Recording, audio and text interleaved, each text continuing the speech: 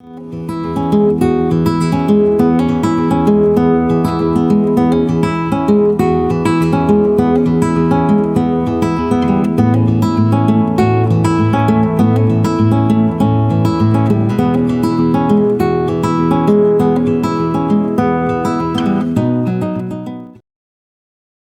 to On Your Own Terms. I'm Patty Talbot, and this is the place where we learn together what it takes to change the world on our own terms. And in our own special ways. Today, I have with me a new friend, Nicole Cacal, another friend that I was fortunate to meet through heroic public speaking. If you've tuned in here recently, you've learned that I have found a wealth of guests in that environment because everyone there is specifically there to hone their public speaking skills around something that they are passionate about.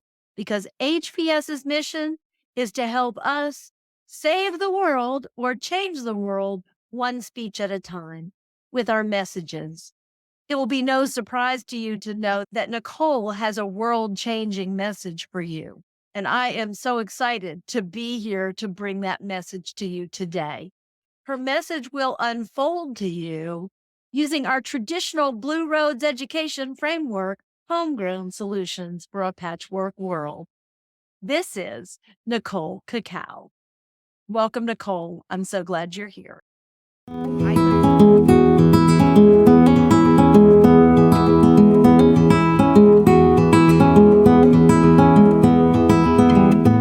I lived all over the place, and I really believe that it shaped who I am today. I was born and raised in Germany. The longest place I ever lived in was Heidelberg, Germany for 7 years. So that's 7 year time frame. I never lived in one place for more than 7 years at a time. And so my father was in the military, which is the reason why I moved around so much. And I would like to say a lot of my values are a mix of my Filipino American upbringing, as well as my German work ethic. I like to joke around that I have a very German work ethic. And my people, I would say that based on my background, that I grew up all over the place, my people are those who are trying to make the world a better place by using their skills and talents to solve social problems. I think because I lived in so many different places, I got to experience and learn a lot of different perspectives and really appreciate a diverse set of perspectives from learning from different cultures, as well as learning from different lived experiences. And that made me who I am today. And so I would say my people are those untiring advocates for diversity, equity, and inclusion, because far too often, especially in the corporate world, I felt that I was frequently the only one in the room that looked like me. That's just how it is sometimes, but I don't let that hold me back because I want to be an example for those other Filipino Americans who want to be in positions of leadership and also want to be entrepreneurs. I'm very passionate about that. And that's how my background shows up in the work that I do today.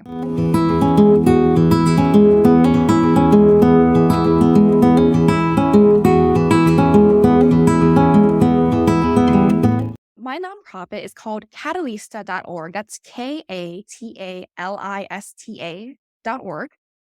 And that's the Filipino word for catalyst. And it is a nonprofit that aims to support the Filipino American community in leadership and entrepreneurship. And so we have a lot of different programming where we're trying to be able to support not just leaders and entrepreneurs, but those aspiring to be business leaders and founders of their own companies. And we place Filipino Americans in accelerators for one. And we also do a lot of research where we provide other Asian American communities with data and statistics.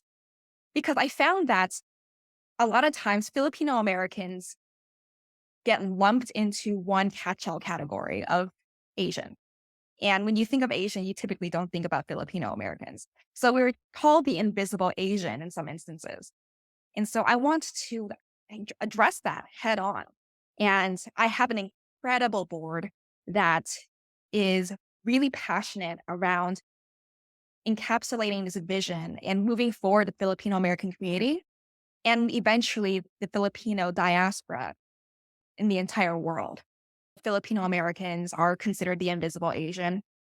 There is this thing called data disaggregation, which is so needed in the world right now because a lot of times, especially when you speak to corporate leaders, they don't think that the Asian American community is underrepresented at all. But in fact, there are a lot of Southeast Asians, for example, including Filipino Americans, that aren't represented in a lot of DE&I initiatives. And so, what I'm really passionate about is this solution called data disaggregation, which calls for a separation of statistics and data to specific groups. So it can give Filipinos and other Southeast Asian populations their own categories. Now, it doesn't sound like a lot. It sounds very simple, but the impact is profound because you can better track outcomes this way. You can generally, as a matter of representation, model diverse populations and bring them to the forefront rather than sweeping them under that statistical rug. So that's one thing that I'm really concerned about. The other very much applies to my business background.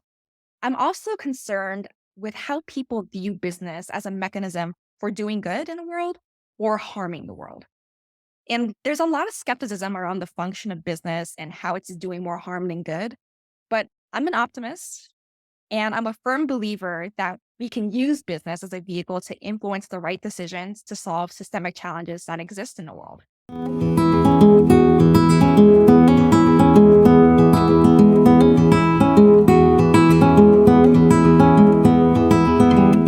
So, how I've learned to interact with individuals and ideas different from my own experience and outside my own circle as Filipino American living in Germany, I've had to adapt. I became very much adaptable to my different surroundings, different environments, and also appreciating different cultures as well as different perspectives.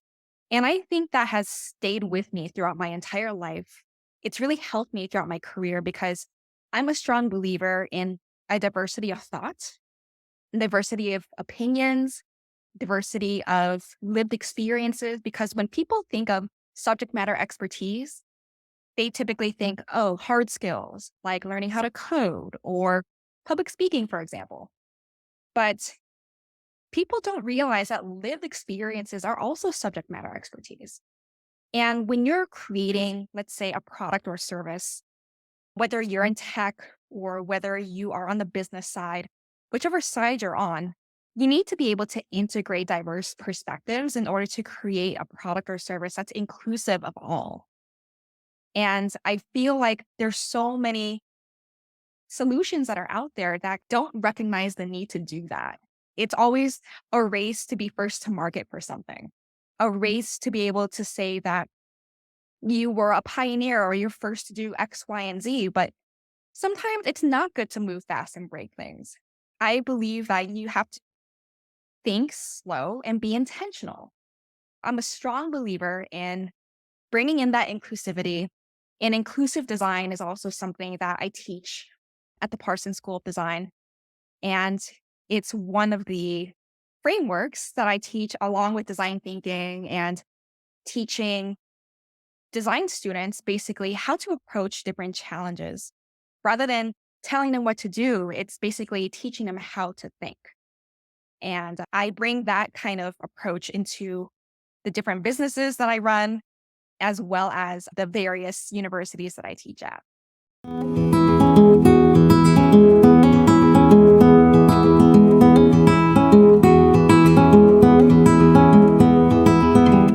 I hope to expand my mission and my message to the world. I would say that it comes in two parts because I couldn't just decide one. The first part to this is I really hope that people can look to Catalista as inspiration to be able to create a model that helps their communities themselves.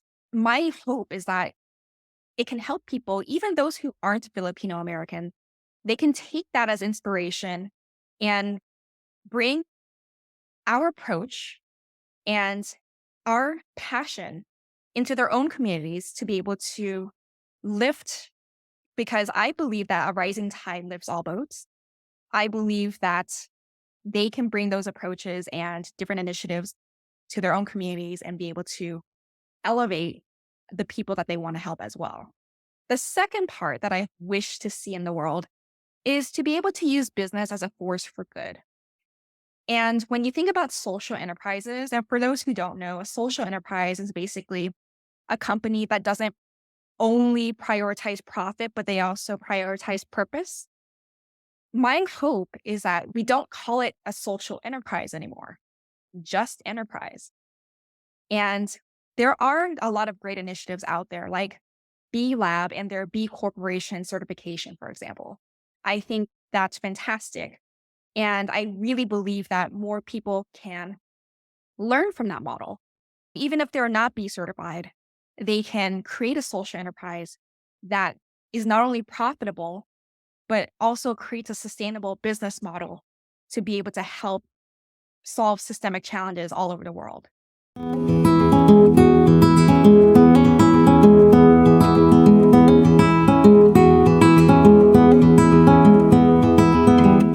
I mentioned that I grew up all over the place. I learned a respect for a diversity of perspectives and insights. That really influenced the way that I hold interdisciplinary thinking to a very high regard. I think it's really important, especially for those who might feel like they're stuck in a rut. They feel like they only have one swim lane and they only have one function and they can only do one thing. I believe that's a fallacy. I believe that we are complex human beings that are able to find inspiration from unlikely places in order to enhance their own work. And there comes interdisciplinary thinking. And you can integrate that in your own work. You can read books, you can talk to a lot of amazing, interesting people who are not in your own field, and you can find inspiration from those unlikely places in order to make your work even better. I'm a huge believer that everyone is creative, and it's just a matter of unlearning all the things that have made us feel like we're not creative because we're inherently born creative. And it's just a matter of bringing that out and nurturing that as we go.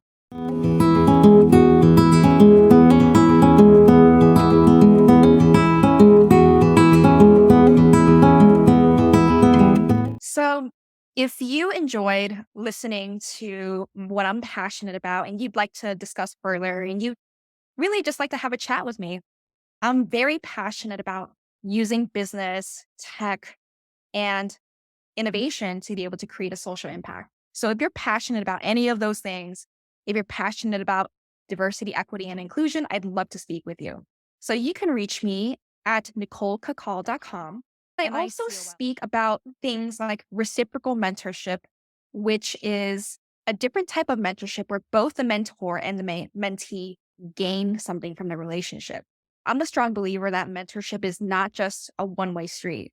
I've given several different talks about that, including a TEDx talk that I just did a few weeks ago. If you'd like to hear me speak about reciprocal mentorship, I'm more than happy to do that for any team, for any size of organization, whether you are a small to medium sized business to a Fortune 500 company, or if you're a university. I'm very passionate about integrating industry thinking into academia. So feel free to contact me anytime. I'm more than happy to discuss ways that we can collaborate together and we can inspire your people to be able to be better mentors to each other. I'm a business owner. I'm a nonprofit leader. I teach at two different universities. And I know it seems like a lot, but there's an underlying thread, and that is creating a positive social impact in the world. Everything that I do is all tied to that North Star.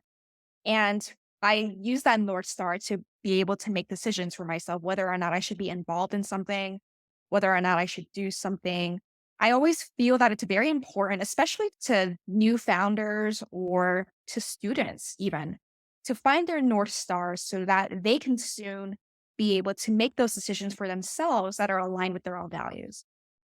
Thank you, Nicole. I knew that our audience would be thrilled to hear from you today.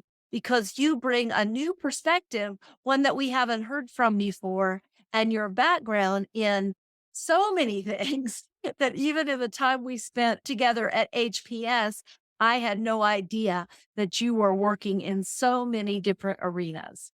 Folks here have gotten just a taste of your message today. So I hope they will do as you suggest and reach out to you for a conversation or to hire you to speak for their organizations and events. And I hope that they will look up your nonprofit, Catalista.org, because the work you're doing there for Filipino Americans certainly does have applicability across diverse groups who are looking to be able to show up in the world and find their place and be embraced in whatever environment they find themselves in. Folks, I'm sure that you can easily see how Nicole's work exemplifies the 16 attributes that changemakers have in common that I have framed under the big headings being, doing, connecting, and reflecting.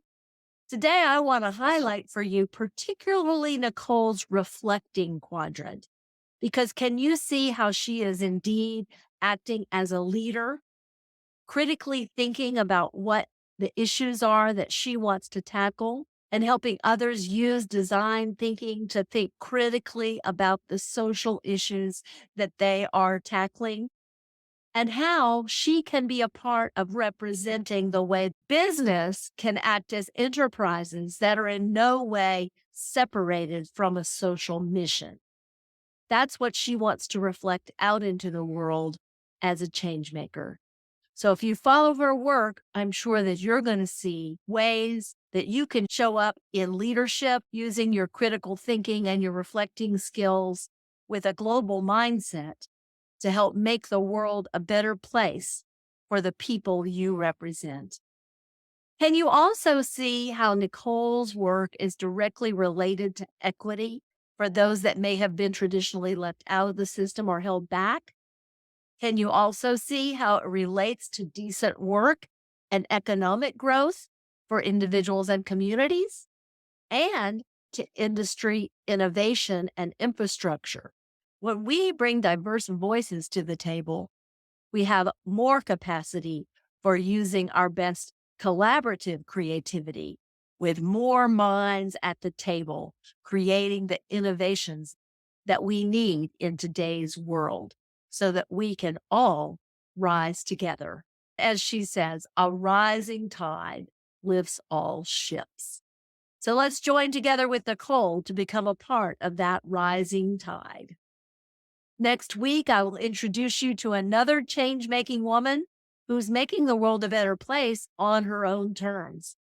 And in the meantime, may you be grounded in your own beingness, guided in the doingness that is here for you to do, generous in your connectedness, and inspired in what you reflect out in the world, so you can consciously make the world a better place on your own terms. I'm Patty Talbot. I'm always learning, and I know you are too.